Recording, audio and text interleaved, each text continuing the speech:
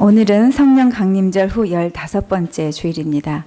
다 같이 묵상 기도로서 하나님께 드리는 예배를 시작하겠습니다. 네, 오늘 주신 말씀은 마가복음 9장 28절에서 29절입니다. 집에 들어가심에 제자들이 조용히 묻자오되 우리는 어찌하여 능히 그 귀신을 쫓아내지 못하였나이까 이르시되 기도 외에 다른 것으로는 이런 종조가 나갈 수 없느니라 하시니라. 아멘. 우리 하나님의 은혜와 평강이 성도님들의 가정에 충만하시기를 바랍니다. 우리가 신앙생활을 잘하기 위해서는 기도를 열심히 해야 됩니다. 그래서 예수님께서도 기도에 대해서 많은 강조를 하셨습니다. 오늘 본문 말씀은 마가복음 9장 15절부터 시작됩니다. 마가복음 9장 15절에서 29절까지 오늘 본문 말씀을 강의하면서 기도에 대한 이야기를 좀 할까 합니다. 예수께서 변화산에서 내려오셨을 때 산 아래에서 9명의 제자들이 기다리고 있었는데 그 제자들에게 소란스러운 일이 벌어지고 있었습니다. 제자들과 서기관들이 논쟁을 하고 있었고 또 예수님을 만나기 위해서 온 많은 사람들이 그들을 둘러싸고 그 논쟁을 구경하고 있었습니다. 그런데 그 상황이 제자들에게 몹시 굴욕적인 그런 상황이었습니다. 9장 16절을 보면 그래서 예수께서 그 상황을 보시고 사람들에게 물으셨습니다. 너희가 무엇을 그들과 변론하느냐? 그러니까 무리 중에 한 사람이 대답을 했습니다. 17절, 18절 좀 길게 대답을 했는데요. 선생님, 말 못하게 귀신 들린 내 아들을 선생님께 데려왔나이다. 귀신이 어디서든지 그를 잡으면 거꾸러져 거품을 흘리며 이를 갈며 그리고 파리해지는지라 내가 선생님의 제자들에게 내쫓아달라 하였으나 그들이 능히 하지 못하더이다. 이렇게 대답을 했습니다. 여러분 그 옛날에 이런 아들을 어떻게 고칠 수 있었겠습니까? 그래서 그 아버지는 날마다 이 아이를 가슴 아프게 바라보면서 절망적인 그런 삶을 살았을 것입니다. 그러다가 예수님에 관한 소식을 듣고 예수님을 만나기 위해서 찾아온 것입니다. 그러나 예수님은 변화산에 올라가 계셨기 때문에 그곳에 안 계셨어요. 그래서 제자들에게 부탁을 했고 그런데 제자들은 귀신을 쫓아내지 못했습니다. 아마 크게 낙담을 했을 겁니다. 그러고 있는 과정에서 예수께서 산 위에서 내려오신 겁니다. 이 사람이 제자들에게 아들을 고쳐달라고 부탁했을 때 아마 제자들은 그 아들 안에 들어있는 귀신을 쫓아내려고 열심히 노력했을 겁니다. 사양하지 않고 호기롭게 그렇게 달려들어서 귀신을 쫓아내려고 했을 겁니다. 왜냐하면 이 제자들은요 6장에 그 내용이 나와 있습니다마는 전도 여행을 떠날 때 예수님으로부터 귀신을 제어하는 권능을 이미 받았어요. 그래서 귀신을 쫓아내본 경험도 많이 있어요. 그래서 처음에는 자신 있게 달려들었을 겁니다. 근데 이 귀신이 쉽게 물러가지 않거든요. 그러니까 그 산 아래에서 기다렸던 9명의 제자들이 돌아가면서 아마 시도했을 겁니다. 한 사람이 하다가 못하면 다른 제자가 그것도 못하냐 내가 해보겠다. 아마 그렇게 자신 있게 달라들었을 겁니다. 그럼 모두 실패했습니다. 아무리 노력해도 귀신은 물러가지 않았습니다. 제자들이 아마 크게 당황했을 겁니다. 이거 아닌데 전에는 잘 됐는데 그런 생각을 했겠죠. 그러니까 거기 모여서 이것을 보고 있던 그 사람들이 아마 쑥덕쑥덕 했을 것이고 또 그것을 보고 있던 바리새인들 어떻게든 예수님께 시비를 걸고자 했던 이 바리새인들은 이것을 빌미로 제자들과 예수님을 망신을 주려고 했을 겁니다. 그래서 아마 이 논쟁의 주제는 성경에는 안 나와 있지만 권능의 문제가 아니었는가 그런 생각을 합니다. 제자들에게 그 사람들이 바리새인들이 너희들이 귀신을 쫓아낼 권능이 있느냐 또는 너희들의 선생님이 귀신을 쫓아낼 권능이 있느냐 너희들의 선생님이 너희들에게 귀신을 쫓아낼 수 있는 권능을 줄 자격이 있느냐 이런 문제로 시비를 걸고 있었을 겁니다. 그러니까 제자들의 무능으로 인해서 예수님까지 시비거리가 되고 만 겁니다. 19절을 보면 귀신 들린 아이의 아버지가 한 말을 듣고 예수께서 탄식하셨다 그래요. 탄식하셨다. 믿음이 없는 세대여, 내가 얼마나 너희와 함께 있으며 얼마나 너희에게 참으리요. 이 어투는 몹시 화가 나신 그런 모습입니다. 누구에게, 왜 예수께서 화를 내셨겠습니까? 그 이야기도 성경에는 안 나오지만 모든 사람들에게 아마 그랬던 것 같아요. 첫째는 거기에 와 있는 많은 무리들을 향해서 화를 내셨을 겁니다. 성경학자들이 추정한 바에 따르면 지금 이 사건은 예수께서 공생애를 시작하신 지 거의 2년쯤 되었을 그런 때라고 합니다. 그러니까 그동안 예수께서 사람들을 많이 가르치시고 또 이적을 많이 행하셨습니다. 그럼에도 불구하고 예수님을 절대적으로 신뢰하지 않는, 믿지 못하는 그런 모습을 보고 무리들에 대해서 화를 내셨을 겁니다. 두 번째로는 이 바리새인들에게 화를 내셨을 겁니다. 성경을 그렇게 많이 연구하고 많이 알고 있다고 하는 사람들이 정작 예수께서 메시아로 오셨을 때는 예수님을 알아보지 못하고 예수님의 사역을 방해하고 또 제자들이 귀신을 쫓아내지 못했다고 망신을 주고 있는 그런 모습에 화가 나셨을 겁니다. 또 제자들에게도 화가 나셨을 것 같아요. 예수께서 제자들에게 귀신을 쫓아내는 권능을 주셨지만 제자들은 그것을 능력 있게 잘 사용하지 못했기 때문입니다. 예수께서는 믿음이 부족한 이 제자들이나 바리새인들이나 또 많은 무리들에 대해서 실망을 감추지 않으셨어요.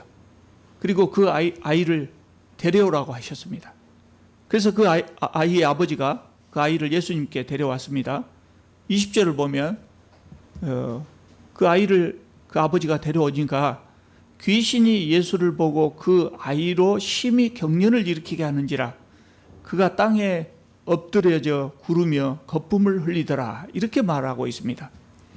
귀신은 이제 이 아이에 대한 자신의 지배권이 다 끝났다고 하는 것, 곧 끝날 것이라고 하는 것을 능히 짐작해서 알고 있었겠죠. 그래서 예수님 앞에서 지금 시위를 하는 겁니다.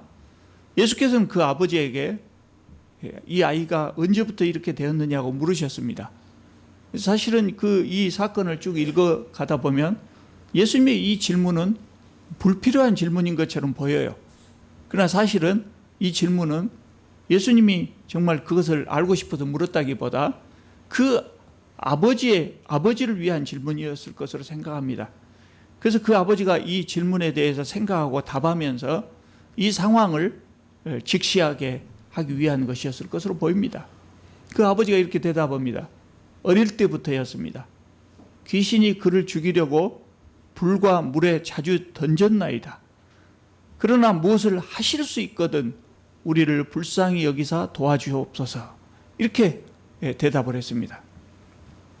이 대답을 들어보면 이 아이의 아버지가 아들의 모습을 보면서 얼마나 안타까워했는가, 그 심정을 우리가 느낄 수 있습니다. 그동안 아버지임에도 불구하고 아버지가 아들을 위해서 할 수 있는 일은 아무것도 없었을 겁니다. 그냥 지켜볼 수밖에 없었을 것이고, 그러다가 귀신이 이 아들을 불이나 물에 빠뜨려 가지고 위험한 지경에 처하게 되면 그때 구해내는 그런 일 외에는 할 수 있는 일이 없었을 겁니다. 귀신을 쫓아내기 위해서, 아들을 치료하기 위해서 아무것도 할 수 없었을 겁니다. 그러니 이 사람의 마음이 얼마나 안타까웠겠습니까? 이런 상황에서 마지막 희망을 걸고 아이를 데리고 왔는데 제자들이 고치지 못했던 것이죠. 그래서 이 제자들이 실패한 것으로 인해서 이 사람은, 이 아이의 아버지는 그 선생님, 제자들의 선생님 예수님의 능력에도 잠시 의심을 했던 것으로 보여요. 그래서 하실 수 있거든 이런 표현을 하거든요. 23절에 보면 예수께서 이 아이의 아버지 말에 대해서 이렇게 말씀하십니다. 할 수 있거든이 무슨 말이냐? 믿는 자에게는 능히 하지 못할 일이 없느니라. 이렇게 말씀하셨어요. 그래서 우리는 이 말씀을 여러 상황에 잘 인용해서 자주 사용하죠. 할 수 있거든이 무슨 말이에요? 믿는 자에게는 능히 하지 못할 일이 없느니라. 이 말씀의 의미는 나는 무엇이든지 할 수 있다. 문제는 뭐냐면 네가 그것을 믿느냐에 달려 있다는 의미입니다. 여러분, 우리는 이 말씀을 바르게 이해를 해야 됩니다. 이 말씀을 읽고 이 말씀을 어느 곳에나 적용하려고 하는 분들이 있습니다. 우리가 믿기만 하면 우리가 원하는 것은 무엇이든지 얻을 수 있다. 이렇게 생각하는 사람들이 많습니다. 그리고 구한 것을 얻지 못한 사람이 있으면 믿음이 부족하다고 그렇게 이야기합니다. 우리가 믿기만 하면 우리가 원하는 것을 무엇이든지 얻을 수 있다. 그렇게 생각하면 안 됩니다. 그렇지 않습니다. 우리가 기도만 하면 마술을 부리듯이 모든 것을 가질 수 있는 것은 아닙니다. 여러분, 그렇다면 세상에 예수 믿는 사람들 중에 부자 못된 사람이 없을 겁니다. 예수 믿는 사람 중에 병을 고치지 못한 사람이 없을 것이고 성공하지 못한 사람이 없을 겁니다. 예수께서는 비슷한 말씀을 마태복음 17장 20절에도 말씀하시거든요. 진실로 너희에게 이르노니 만일 너희에게 믿음이 겨자씨 한 알만큼만 있어도 이 산을 명하여 여기서 저기로 옮겨지라 하면 옮겨질 것이요 또 너희가 못할 것이 없으리라. 이렇게 말씀하셨습니다. 그래서 정말 그렇게 되리라. 정말 그렇게 되리라는 강한 믿음을 가지고 산아 옮겨가라. 이렇게 명령하면 산이 옮겨가겠습니까? 안 옮겨가겠습니까? 저는 기독교 역사상 산을 옮긴 기도의 응답을 받은 사람에 대해서는 들어본 적이 없습니다. 옮겨지지 않거든요. 왜 그렇습니까? 이 말씀은 예수님이 비유로 하신 말씀이에요. 그래서 믿음을 가지고 산을 옮기라는 말씀이 아니에요. 이 말씀의 의미는 그만큼 믿음이 중요하다는 말이에요. 믿음이 중요해요. 산을 옮길 수 있을 만큼 믿음이 중요하다는 겁니다. 그래서 우리가 이 말씀을 적용할 때 꼭 알아야 할 것은 첫째로 우리가 아무리 믿음이 좋아도 아무리 믿음으로 구해도 자기 욕심을 채우는데 필요한 것을 얻을 수 없다는 거예요. 자기 욕심을 채우는데 자기 욕심을 채우기 위해서 구하는 것은 얻을 수 없죠. 얻을 수 없어요. 그러나 하나님의 뜻대로 구하는 것을 얻을 수 있다는 것입니다. 그렇기 때문에 두 번째로 우리가 알아야 될 것은 우리가 무엇을 구하기 전에 먼저 내 기도에 대한 하나님의 뜻을 정확하게 알고 기도하는 것이 필요하다. 산을 옮겨야 한다면 산아 옮겨가라 이렇게 명하기 전에 산이 옮겨가야 할 이유가 있어야 합니다. 산이 옮겨가야 될 이유가 있어야 합니다. 산이 옮겨간다고 하는 것, 기도로 산이 옮겨간다고 하는 것은 하나님께서 세우신 자연 질서가 일시적으로 파괴되는 것을 의미합니다. 자연 법칙이 무너지는 것을 의미합니다. 그런다면 산을 옮겨가라고 할 때 자연 질서가 일시적으로 파괴되어도 좋을 만한 이유가 있어야 합니다. 또 그 산이 옮겨감으로 인해서 피해를 입는 사람이 없어야 합니다. 여러분, 나는 무심코 산아 옮겨가라 그랬지만 그 산이 옮겨가면 부작용이 얼마나 많겠습니까? 그래서 그 산을 의지하고 살던 사람은 피해를 입을 수 있어요. 그 안에 있는 많은 피조물, 하나님의 피조물, 동식물들 피해를 입을 수가 있어요. 그리고 그것은 하나님의 전지전능한 관점에서 볼 때 이건 하나님의 섭리를 방해할 수도 있어요. 그렇기 때문에 산아 옮겨가라 그렇게 명령하기 전에는 이 일을 하나님의 그 전지전능한 관점에서 파악할 수 있는 능력이 있어요. 하나님의 뜻을 파악할 수 있는 능력이 있어야 합니다. 그냥 예수님의 말씀을 시험하기 위해서 정말 믿음으로 되는가 보자 하고 산아 옮겨가라 그런 다음에 그건 결코 이루지 못할 것입니다. 나는 단지 시험 삼아서 그 일을 실험 삼아서 한다고 하지만 그 산이 옮겨감으로 인해서 치명적인 영향을 받을 사람들이, 피조물들이 있을 수 있거든요. 그래서 우리가 이런 일을 하기 전에는, 이런 기도를 하기 전에는 하나님의 뜻을 정확하게 파악할 수 있어야 한다는 거예요. 그런데 우리가 아무리 열심히 생각을 한다 해도 하나님의 뜻을, 산을 옮겨도 좋을 만큼 하나님의 뜻을 완벽하게 파악하기는 어렵거든요. 그래서 이런 기도는 함부로 해서는 안 된다는 겁니다. 기도의 응답을 받기 위해서는 믿음이 있어야 합니다. 그러나 그것보다 더 중요한 것은 뭐냐면, 무엇을 하나님께 구하기 전에 내가 구한 것을 주지 않으실지라도, 다니엘서에 나오는 대로 그리 아니하실지라도 그 기도의 결과를 감사하게 받아들일 수 있는 그런 믿음이 있어야 하는 겁니다.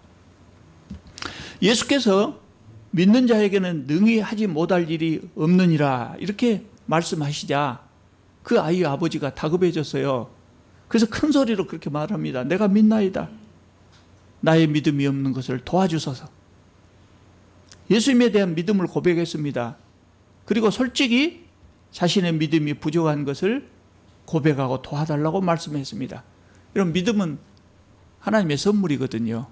믿음은 하나님의 선물이거든요. 그래서 우리 믿음이 부족하다고 느껴질 때는 이 사람처럼 그렇게 솔직하게 기도하면 응답을 받을 수가 있을 겁니다. 예수께서 그 아이 안에 있는 더러운 귀신을 꾸짖어서 쫓아내셨다고 했습니다. 귀신은 크게 소리를 지르고 아이에게 심한 경련을 일으키고 나갔습니다. 그래서 심지어 26절에 보면 그 아이가 죽은 것 같이 되었다라고 합니다. 그러니까 귀신은 나가면서 자기가 할 수 있는 최고의 해코지를 이 아이에게 한 겁니다. 사람들은 그 아이의 모습을 보고 죽었다고 생각했다고 성경은 전하고 있습니다. 예수께서는 그 아이의 손을 잡아 일으켜 세우셨습니다. 자, 그런 다음에 이제 예수님과 제자들의 중요한 대화가 이루어집니다. 왜냐하면 예수님은 이 사건을 통해서 제자들에게 교훈을 주셔야 하지 않겠습니까? 그래서 예수께서 무리를 떠나셔서 제자들과 함께 집으로 돌아가셨습니다. 28절에 보면 그때 제자들이 예수님께 조용히 물었다고 합니다. 우리는 어찌하여 능히 그 귀신을 쫓아내지 못하였나이까? 이 질문은 제자들이 마땅히 할 만한 질문이지만 사실은 이 복음서를 읽는 모든 사람들이 또 하고 싶은 질문이기도 하죠.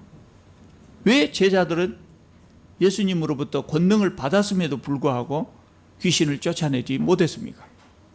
예수께서 대답하시거든요. 29절에 보면 기도 외에 다른 것으로는 이런 종류가 나갈 수 없느니라 그랬습니다.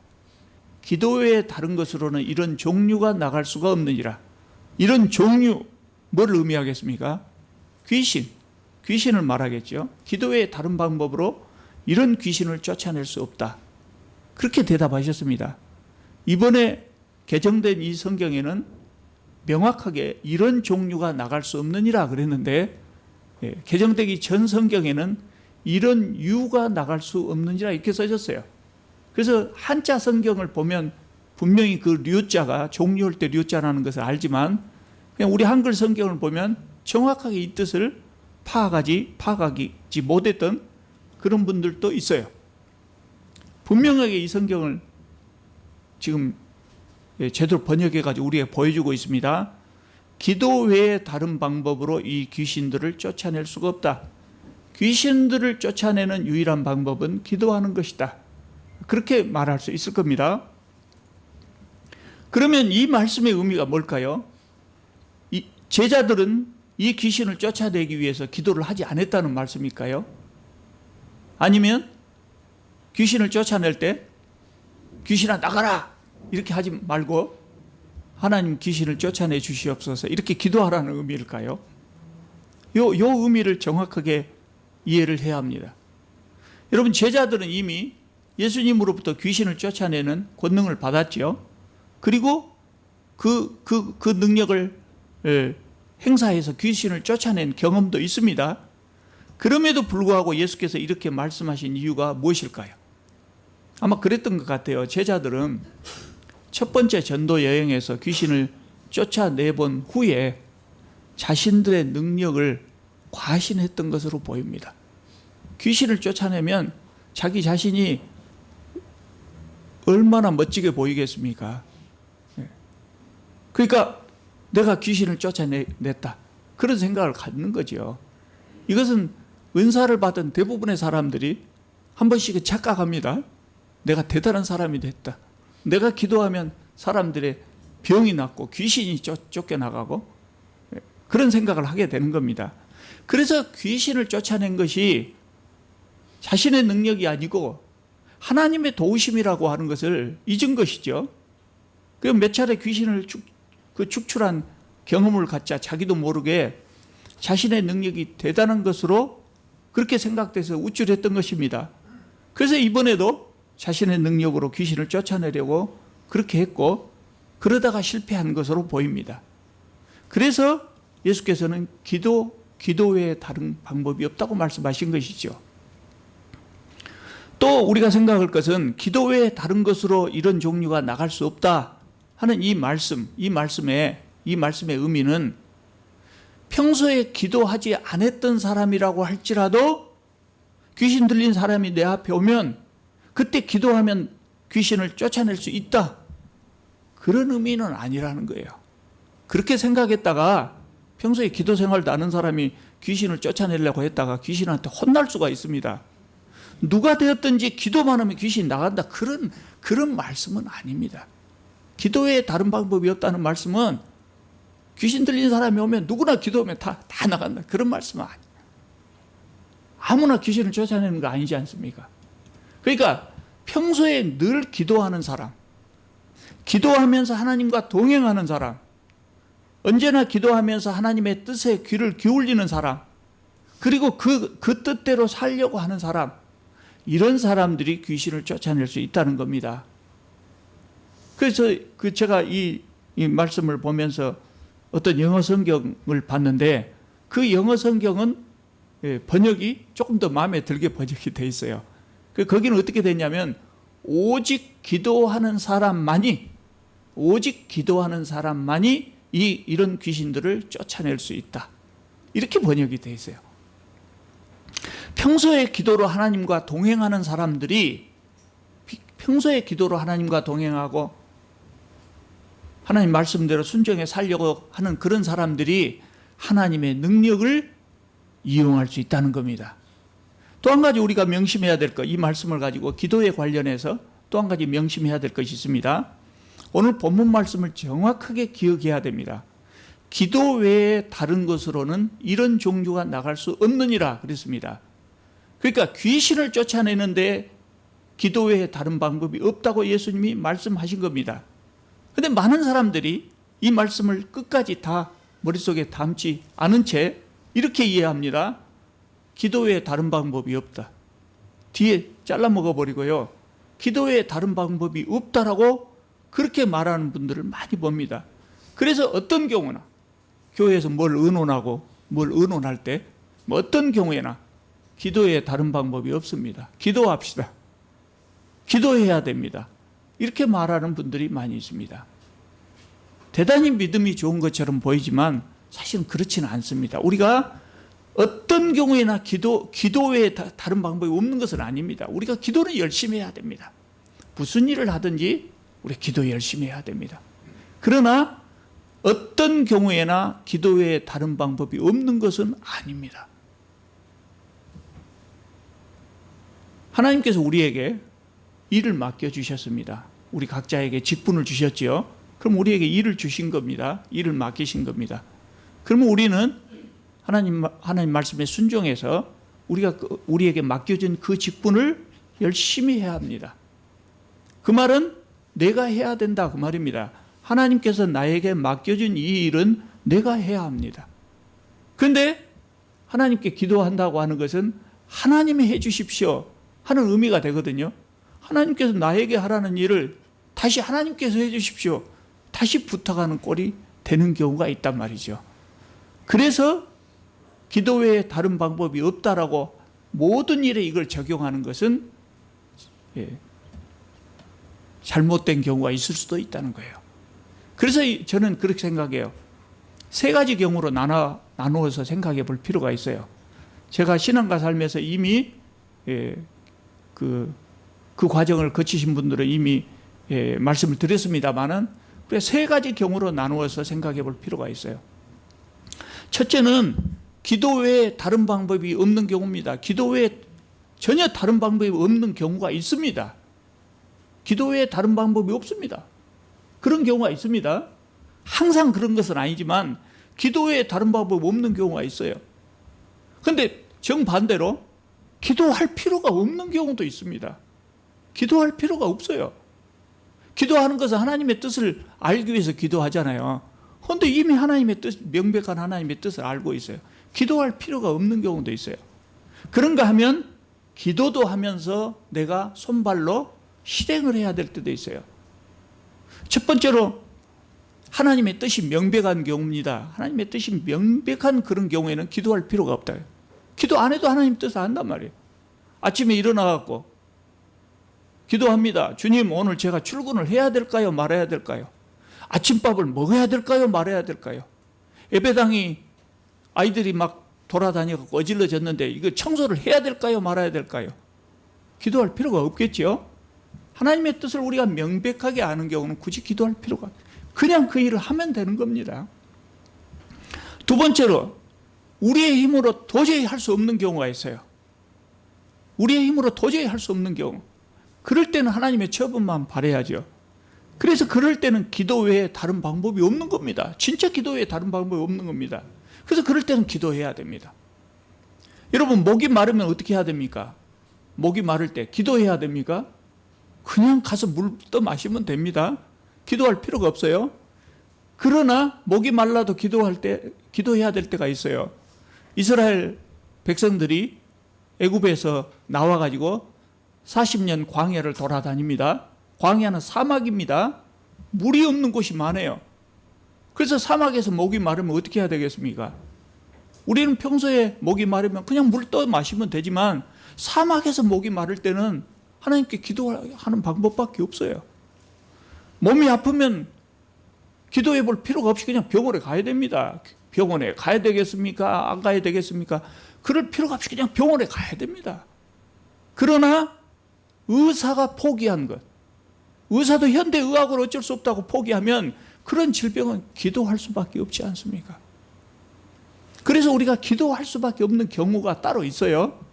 세 번째로 기도하면서 내가 손발로 행해야 될 경우가 있습니다. 우리가 돈을 벌기 위해서 또는 사업이 잘 되게 하기 위해서 어떻게 해야 됩니까? 열심히 연구하고 일해야 됩니다. 열심히 연구하고 일하는 사람이 사업을 잘할 수가 있습니다. 그러나 그것이 옳은 방향으로 더 잘하기 위해서는 하나님께 지혜를 구해야 합니다. 기도하면서 일을 해야 합니다. 높은 산에 오르기 위해서는 어떻게 해야 됩니까? 주님, 산 위에 올려주십시오. 그리고 산 아래에서 기도하고 무릎 꿇고 기도하고 있어서는 절대로 산에 올라갈 수가 없습니다. 그래서 높은 산에 오르고자 하는 사람은 두 발로 한 걸음 한 걸음 산을 향해서 올라가야 됩니다. 올라가야 됩니다. 그러나 그 한 걸음 한 걸음에 힘을 주시도록 하나님께 기도하면서 올라가야 돼요. 산 아래 무릎 꿇고 앉아서 기도하는 것이 아니라 한 걸음 한 걸음 산을 올라가면서 기도를 해야 되는 겁니다. 세상에 우리가 살면서 당하는 거의 모든 일들이 아마 세 번째에 해당하지 않는가 생각합니다. 기도만 해서는 여러분 아무것도 할 수 없습니다. 기도하면서 열심히 노력해야 됩니다. 여러분, 우리가 기도만 하면 모든 일이 이루어진다라고 한다면 하나님께서 우리에게 손과 발을 주실 필요가 없어요. 입만 주셨을 거예요. 그럼 기도만 하면 되죠. 여러분, 어린 아이들은요, 애기들, 갓난 아이들은 손발이 있지만 손발이 아무것도 하지를 못합니다. 손발이 아무것도 하지 못해요. 이렇게 미세하게 뭐 만지지도 못하지 않아요. 그런데 아이들은 입은 살아있거든요. 그래서 무엇이든지 무슨 일이 있든지 입으로 해결합니다. 불편한 것이 있으면 그냥 울잖아요. 그럼 엄마들이 와서 해줘요. 그러나 그 아이가 성장하면서 손발이 발달하면 손으로 하거든요. 자기 손으로 할 수 있는 일 해요. 그 할 수 없는 일은 부모님에게 부탁하고. 기도의 원리가 비슷합니다. 하나님께서 우리에게 손과 발을 주셨다는 것은 입으로 기도만 하라는 말이 아니에요. 기도할 수밖에 없는 일이 있지만 또 우리가 열심히 손과 발로 실행해야 될 것이 있는 것입니다. 여러분, 우리는 기도를 바르게 알고 바르게 행할 수 있기를 바랍니다. 하나님께서 우리에게 기도라고 하는 기가 막힌 이 좋은 선물을 우리에게 주셨다고요. 근데 기도는 사실 기독교에만 있는 것이 아니라 다른 종교에도 기도가 있어요. 특히 무속신앙에도 기도가 있거든요. 그래서 우리 기독교가 들어오기 전에 옛날에 조선조 때 고려 삼국시대 그럴 때 보면 기도하는 분이 나와요. 특히 우리가 그 드라마나 이런 것을 보면 기도하는 장면을 보지. 어떨 때 기도합니까? 아들이 과거 시험을 보러 갔을 때, 남편이 과거 시험을 보러 갔을 때 정한수 떠놓고 열심히 기도하는 그런 모습이 있잖아요. 그래서 그 무속신앙에 기도하는 방법이 우리 기독교인의 기도에도 영향을 미쳐버렸다. 그래서 기도를 예수님이 가르쳐준 대로 하지 못하고 그 영향을 받아갖고 기도하는 경우가 있어요. 그래서 우리의 기도에 응답이 없는 것입니다. 그래서 우리는 정말 기도를 바르게 알고 바르게 행할 수 있어야 합니다. 우리는 항상 기도로 하나님과 동행하시면서 하나님께서 주신 권능을 잘 사용할 수 있기를 바랍니다. 기도하겠습니다. 거룩하시고 자비로우신 우리 하나님, 저희들에게 기도할 수 있게 하여 주셔서 참으로 감사드립니다. 기도를 통해서 주님과 대화하고 주님의 위대하신 능력을 이용할 수 있게 하여 주셔서 참으로 감사합니다. 주님, 저희들이 모두가 기도의 사람들, 기도에 능력 있는 사람들이 되게 하여 주시옵소서. 이 교회를 위하여 날마다 그치지 않고 기도를 하는 기도의 일꾼들이 우리 교회도 있습니다. 주님, 그분들을 기억하여 주시옵고 그분들이 참으로 교회를 위하여 성도 한 사람을 위하여 기도할 때 주님 응답하여 주시옵소서.